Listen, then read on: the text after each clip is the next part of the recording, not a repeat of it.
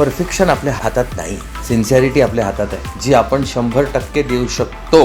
तुमचं आर्थिक गणित जर का चांगलं असेल तर तुम्हाला पुढे पण पिक्चर बनवू शकाल तुम्ही. बरोबर. आपण कधी कधी स्वतःला शहाणे समजतो, कधी कधी आपण सुपर हिरो बनायला जातो, असं वाटतं की रे सुपरमॅन सिंड्रोम असतो. मैंने ये किया, मैंने वो किया है. या चित्रपटामुळे मी माणूस आहे ह्याची जाणीव मला झाली. की मजा येते ना. काल ब्रिलियंट झाला शो म्हणून आज परत हॅलो नमस्कार मी हे इथूनच सुरू करायला लागतं. त्याला काही पर्याय नाही. So every creative medium gives you that ability to keep coming back to your roots and starting from nowhere. So every film does that. काय नवस केले असतील मी जे मला ही लोक लाभली, हा सिनेमा लाभला आणि त्यांची संगत लाभली. हाय मिरचीवर मी आरजे आधीश. मला तुम्हाला विचारायचं आहे मॅम की तुम्ही सरांबरोबर इतके वर्ष वेगवेगळ्या भूमिकांमध्ये, कधी नवरा म्हणून, एक तुमच्या मुलीचा पिता म्हणून, दिग्दर्शक म्हणून, सहकलाकार म्हणून, तर सचिनजींमध्ये काय काय बदल झालेत असं तुम्हाला वाटतं? बदल ॲज सच मी त्यांचं जे पिक्चर बाबतीतलं त्यांचा व्ह्यू आहे, पॉइंट ऑफ व्ह्यू आहे, has always been a family entertainment. पण आत्ताची लँग्वेज जी आहे फिल्म मेकिंगची ती त्यांनी अडॅप्ट केलेली आहे. आणि त्या पायी त्यांना जे काही बदल करायला लागले तेवढे त्यांनी केलेले आहेत. पण अदरवाईज त्यांनी त्यांचा बाज सोडलेला नाहीये, कमरेखालचा विनोद कधीच त्यांनी केलेला नाहीये. आणि त्याच्याच बरोबर त्यांनी त्यांच्या कम्फर्टमध्ये राहून जरी केलं असलं तरी ते असं झालेलं आहे काम की टाइमलेस आहे. सो आय रिअली होप की हा बदल व्हायलाच नको, असा कधीच त्यांच्यात बदल व्हायला नको. पण येस, लँग्वेज म्हणणं, लोकांना आत्ताच्या पिढीला काय आवडतंय, त्यांना काय आवडेल ह्याचा विचार करणं आणि त्याच्यावरती काम करणं, हे त्यांनी तितपत आपल्यात बदल केले. सचिन सर, मी आता रिसेंटली ना अशोक मामांशी पण बोललो. मी रिसेंटली आता तुमची दोन्ही गाणी जेव्हा आम्ही मिरचीवरती ब्रेक केली तेव्हा प्रवीण दवणे सर असतील, तुमचे म्युझिक कंपोजर असतील, या सगळ्यांशी बोलताना ना एक समान धागा जाणवला. अशोक मामा सुद्धा मला म्हणले की त्यांना तुमच्याशी आता बोलायलाच नुसतं पुण्यानी कळतं की काय करायचंय. नाहीतर हे तुमचे दोघे जण म्युझिशियन आणि ह्या लोकांनी पण सांगितलं की सचिन आमचं इतकं छान बॉन्ड आहे ना की ते आम्हाला फक्त एक लाईन देतात आणि त्याच्यावरनं आमचं होतं. सो माणूस परखायला किंवा त्याला आपलं करून घ्यायला तुमचा काय क्रायटेरिया की हा ये मेरा आदमी आहे, हे कसं तुमचं ते काय क्लिक होतं कुठल्या याच्यावर? नाही, त्यासाठी काय ना, तुम्हाला तुमच्या कलेबद्दल तुमच्यात असलेली निष्ठा खूप कामी येते. बरोबर बरोबर. आणि समोरच्या माणसाकडनं पण मला तेवढीच आणि तशीच निष्ठा जेव्हा दिसते, सिन्सिअरिटी जी आहे, तेव्हा मला वाटतं की येस, ये आदमी अपना है, ये आदमी अपने काम का है.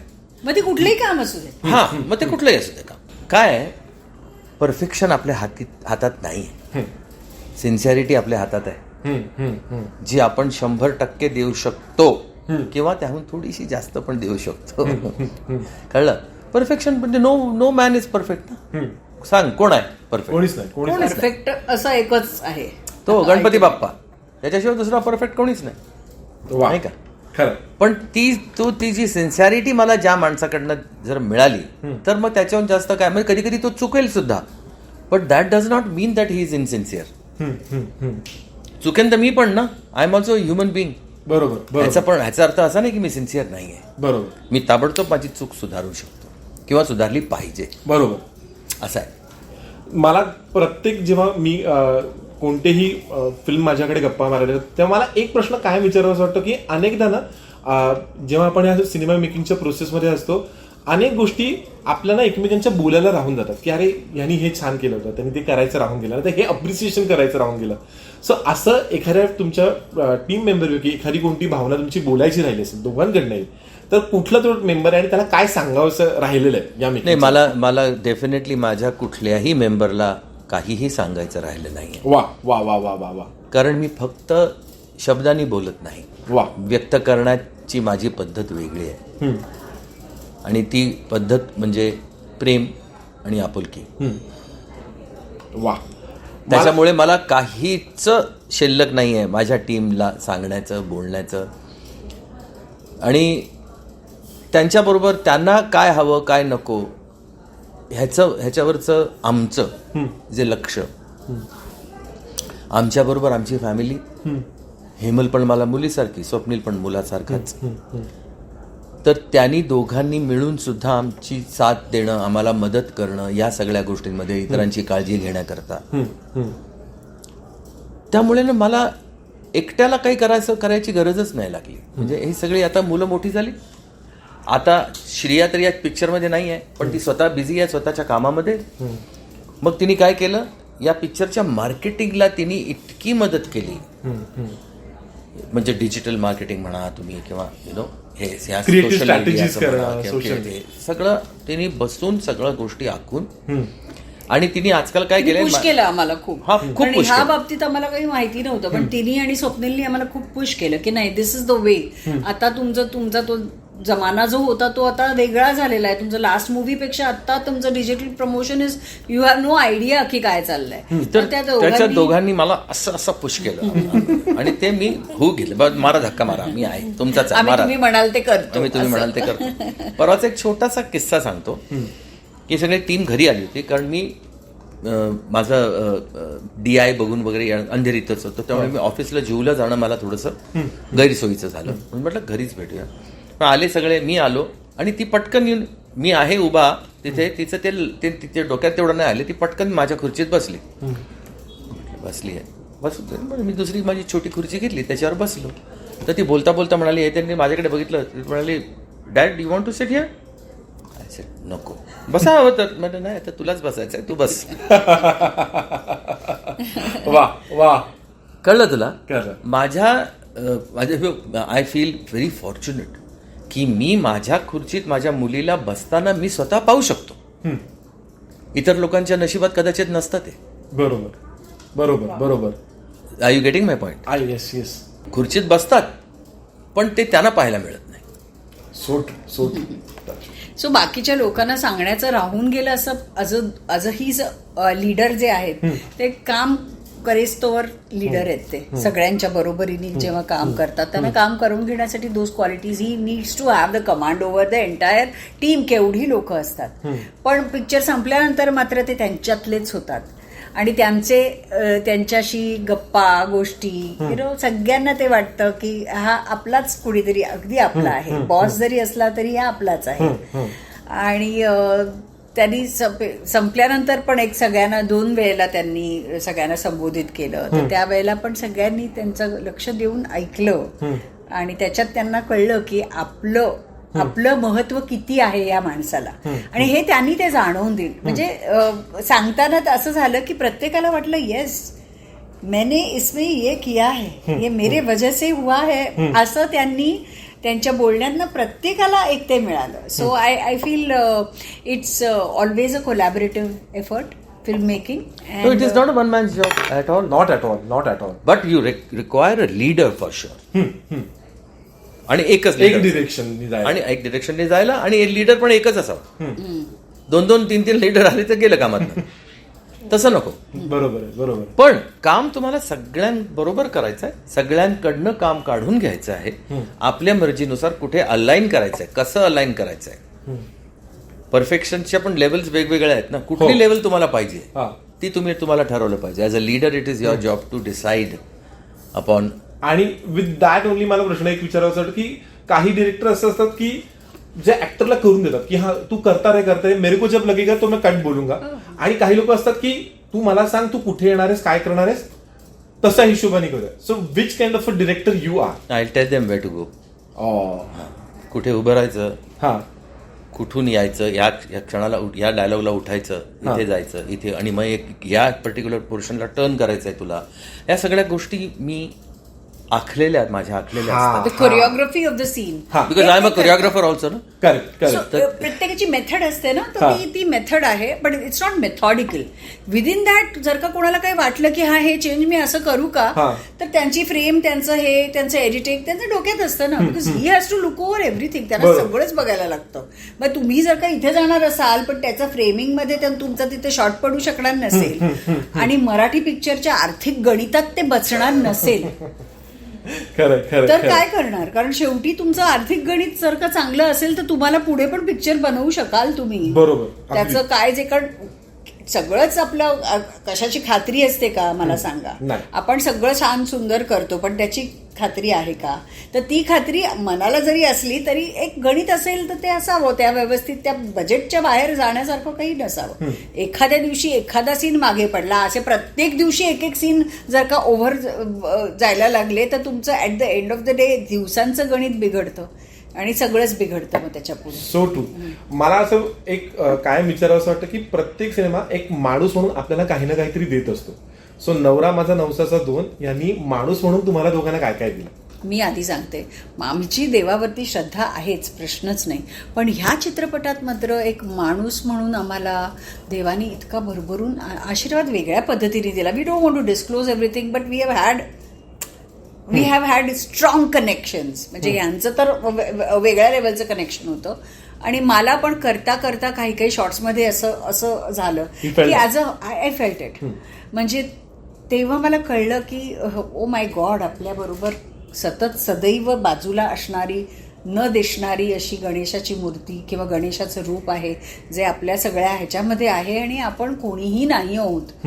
So basically when we say की it's not us, it is we really mean it की इट इज नॉट अस, की आमच्याकडनं करवून घेतलंय, आम्ही निमित्त आहोत. We are the just call, म्हणजे घडायला निमित्त. माणूस म्हणून म्हणाल, माणूस म्हणून काय वाटलं? माणूस आहोत असं वाटलं. वा. आपण कधी कधी स्वतःला शहाणे समजतो, कधी कधी आपण सुपर हिरो बनायला जातो. हा, असं वाटतं की रे सुपरमॅन सिंड्रोम असतो, मैंने ये किया, मैंने वो किया है. या चित्रपटामुळे मी माणूस आहे ह्याची जाणीव मला झाली. कारण जो करतोय सगळं, जो मला कसं काय करवून घेत होता, करवून घेतोय, तो माणूस करूच नाही शकत. त्यामुळे माणूस असण्याची जाणीव या पिक्चरमुळे मला झाली. क्या बात आहे, क्या बात आहे. I think I am done. मला खूप भारी वाटतं. Hemant, I want to start with you. Okay. की जेव्हा तू ऑडिशनला जाणार होतीस नवरा माझा नवसाचा 2, तुला माहिती होतं की तू कुठल्या ऑडिशनला चाललीस, का तू रॅन्डमली एक ऑडिशन द्यायला गेलीस आणि नंतर कळलं की हे नवरा माझा नवसाचा 2 साठीची ऑडिशन आहे? काय ती ऑडिशन आठवतीये का, की काय केली होतीस, कसल्या मनस्थितीमध्ये गेली होतीस, आठवत आहे का? मी ऑडिशन नाही दिली आहे या फिल्म. वा. माझा पहिला सिनेमा मी सरांसोबत केला ना, अशी आशिकी. सो ते ऑडिशनची माझ्याकडे एक स्टोरी आहे. पण अच्छा, आता ते पाहिजे. ठीक आहे. सो मला पहिल्यांदा जाणून काय घ्यायचंय की आज माझी जी तंत्रली त्यांच्यासमोर येताना ते सगळ्यांचं तसं होतं का, मला ते जाणून घ्यायचं. मी जेव्हा पहिल्यांदा भेटायला गेले तेव्हा मी खूप कम्फर्टेबल होते, कारण त्यावेळी ऍज अन ऑडियन्स भेटत होते. सो माझ्यासाठी ते अरे आपले सचिन, आपली सुप्रिया, सचिन सुप्रियाची जोडी. सो ते इट वॉज व्हेरी कम्फर्टेबल. तेव्हा मी खूप कम्फर्टेबली भेटले त्यांना. खूप अगदी त्यांना सगळं सांगितलं माझ्या मनातलं की मला किती छान वाटतं की ते इतकं आपल्या म्हणजे महाराष्ट्रीयन कपल जे सगळ्यात पॉप्युलर कपल इज पर्सॉनिफाईड आहे ते. Exactly. Sachin Supriya was that for me always. So ते सगळं बोलले. पण त्यानंतर जेव्हा मी ऍज अन ऍक्टर त्या फिल्मचा भाग झाले तेव्हा मग तसं व्हायला लागलं मला, जे तू आता म्हणालास. मला कळायला लागलं की okay, he is an institution in himself. आणि त्या भीतीने खूप चुका अजून करते मी त्यांच्यासमोर. सो ते होतं. It's common, I get it. हो ना. वा. चालेल. सो आपल्याला तुझी पहिली रिॲक्शन काय होती जेव्हा सरांनी सांगितलं की मी नवरा माझा नवसाचा 2 करतोय आणि तू मला पाहिजे ले त्याच्यामध्ये? आनंद होता, अभिमान होता. सर आणि मी खूप काम केलंय. मला असं वाटतं की माझं त्यांच्याशी जे फिल्मचं नातं आहे that is a very small part of who we are as people. माझं त्यांच्याबरोबर जे वैयक्तिक नातं आहे that is what we are. So film हा त्याचा एक बाय प्रोडक्ट आहे. सचिन सरांच्या परिवाराशी जे माझं ऑफस्क्रीन नातं आहे that is a bigger takeaway for me. That's the biggest takeaway for me actually. वा. तुमच्या दोघांची अशी एखादी हॅबिट की जी तुम्ही फिल्मच्या वेळेला पाळतास की बाबा की फिल्म जवळ आली की ह्या गोष्टी आम्ही करणार नाही, किंवा हे नाही काही लोकांचं असतं की बाबा आम्ही फोन बघणार नाही, तर अशी कुठली डिसिप्लिन आहे तुमच्या दोघांची की जी फिल्मचे शूट जवळ आला की तुम्ही दोघे जण फॉलो करता? Generally I think I answer for the both of us की तुम्हाला तुमच्या लाईन्स पाठ पाहिजेत. तुमच्या दिग्दर्शकाला तुम्ही सरेंडर होऊ शकला पाहिजे. आणि तुम्ही तिथे तुम्हाला काय येतं हे सांगायला जात नाही आहात. तुम्ही तिथे त्याचं विजन ट्रान्सलेट करायला जात आहे. सो त्याच्या विजनशी एकरूप होता आलं पाहिजे. It is not about what a great actor you are. For me it is about how much can I listen to the director and try to deliver a performance that's more suitable to his taste. That's what I try to follow. Same likewise proper understanding की तुम्ही तिथे कोणाचं तरी vision translate करायला जाताय, तुम्ही तुमचं जास्त त्यात घालण्यापेक्षा जे अपेक्षित आहे ते करता यायसाठी being able to surrender. I think that's so कुठेतरी काही गोष्टी अनलर्न करणं सुद्धा गरजेचं आहे. 100%. काही गोष्टी नाही, खूप 100%. I think. आणि films give you that scope. तुला प्रत्येक चित्रपट तुला परत ग्राउंड झिरो, इट्स लाईक रोज पॅड बांधण्यासारखं आहे ना, की काल 100 केले म्हणून डझंट मॅटर, आज 0 सुरू करत. तर every creative medium gives you that scope, including radio. I think की मजा येते ना, काल ब्रिलियंट झाला शो म्हणून आज परत हॅलो नमस्कार मी हे इथूनच सुरू करायला लागतं. त्याला काही पर्याय नाही. So every creative medium gives you that ability to keep coming back to your roots and starting from nowhere. So every film does that to you. क्या बात आहे, क्या बात. मला तुम्हाला दोघांनाही विचारायचं आहे की मी ते सचिन सर आणि सुप्रिया मॅमना सुद्धा विचारलं की मी प्रत्येक कलाकार जेव्हा माझ्याकडे कोणताही गप्पा मारायला येतो, एक माझा प्रश्न कायम असतो की अनेकदा ना आपण जेव्हा फिल्म मेकिंगच्या प्रोसेसमध्ये असतो काही गोष्टी एकमेकांना सांगायच्या राहून जातात. तर अशी एखादी गोष्ट जी तुम्ही एकमेकांना सांगायची राहिली असेल, नाहीतर सचिन सर सुप्रिया मॅमना सांगायची राहिली असेल, तर ती कोणती आहे?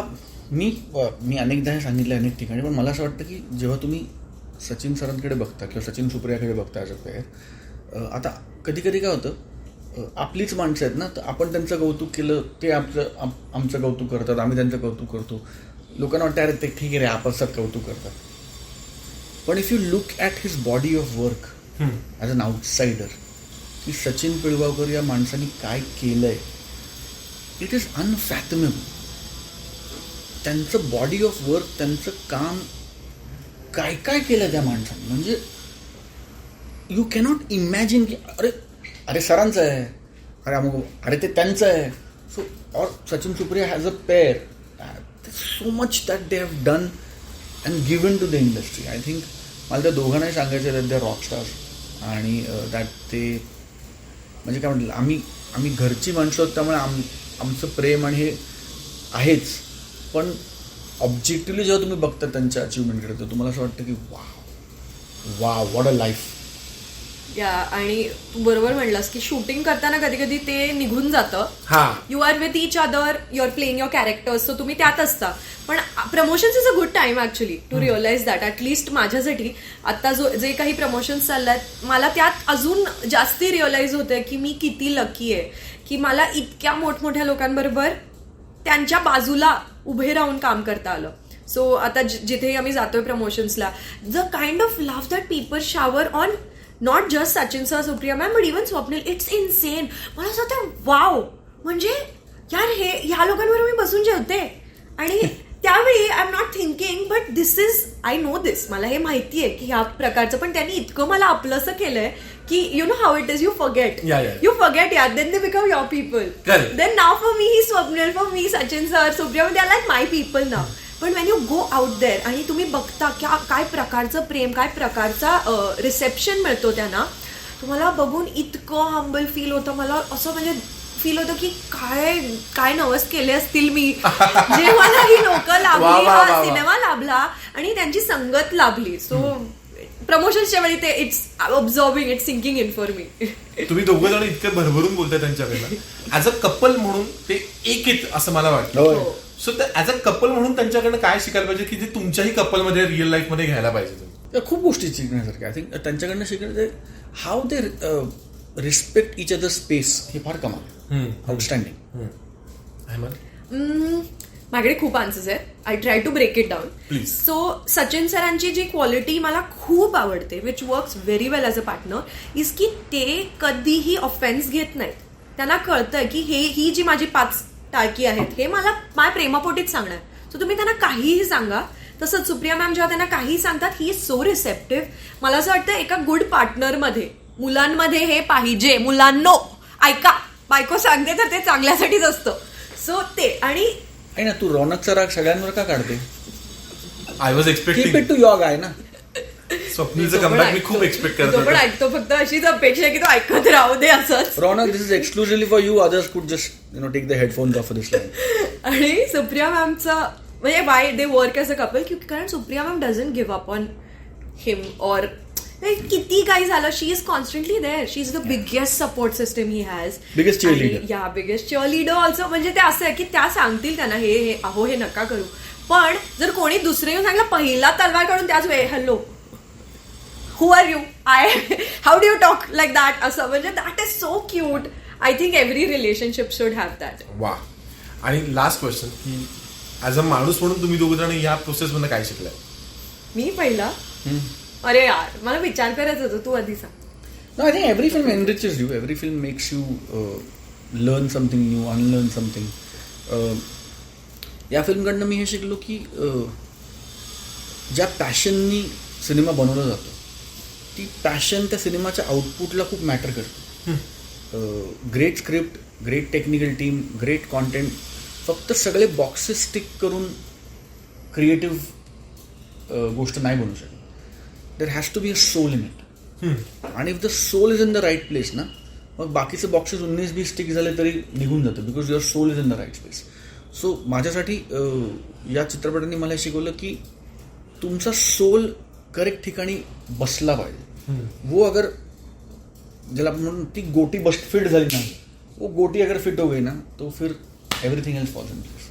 माझ्यासाठी आय थिंक आय लर्न, ठीक आहे, आय वॉज हंबल ऑलवेज, पण I learn all the more that when you become great you have to be humble and that's what makes you great. Because हे इतकी ग्रेट लोक होती माझ्या आजूबाजूला आणि the kind of humility they have, ती बघून मला रिअलाइज झालं यार एका रिझनसाठी ते तिथे आहेत. आणि ती रिझन हेच आहे की त्यांनी ग्राउंड नाही सोडलाय त्यांचा.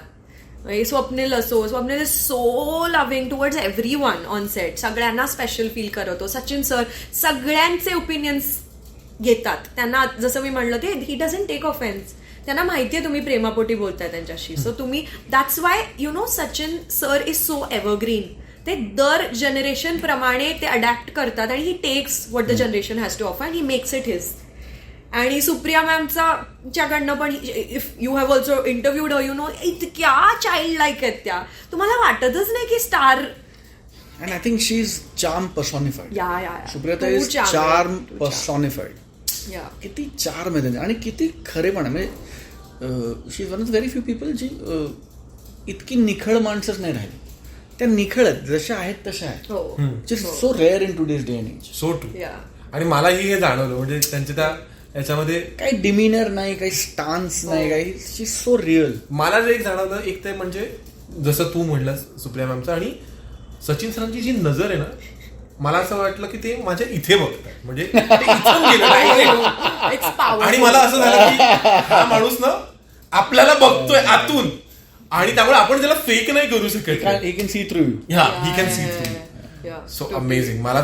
मला तुमच्या दोघांचं खूप हेवा वाटतं की तुम्ही त्यांच्याबरोबर इतके काळ छान घालवलात आणि तुम्हाला त्याच्यात शिकायला खूप मिळालं. गणपती बाप्पा मोरया. मंगल मूर्ती मोरया. उंदीर मामा की जय.